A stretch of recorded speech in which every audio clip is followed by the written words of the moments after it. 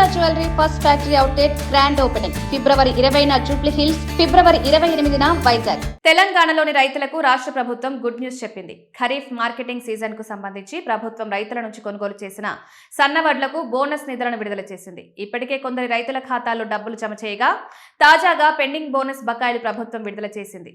కేంద్రం ప్రకటించిన మద్దతు ధరతో పాటు సన్నవడ్లకు బోనస్ చెల్లిస్తామని 2023 ఎన్నికల్లో కాంగ్రెస్ పార్టీ హామీ ఇచ్చింది. సన్నవడ్లకు క్వింటాల్కు 500 రూపాయల బోనస్ ఇస్తామని పేర్కొంది.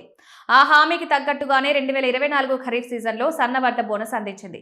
అయితే ఈ ఏడాది కూడా ఖరీఫ్ సీజన్లో సన్నవడ్లకు బోనస్ విడుదల చేసింది. ఇప్పటికే పలువురు రైతుల ఖాతాల్లో సన్నవడ్లకు క్వింటాల్కు 500 రూపాయల చొప్పున బోనస్ డబ్బులను రాష్ట్ర ప్రభుత్వం విడుదల చేసింది. దాదాపు 1425.91 కోట్లు విడుదల చేయగా ఆ మొత్తం ఆయా రైతుల బ్యాంక్ అకౌంట్లలో జమైంది. అయితే సన్నవడ్లకు బోనస్ కోసం రాష్ట్ర ప్రభుత్వం మరో 514.36 కోట్లు విడుదల చేసింది.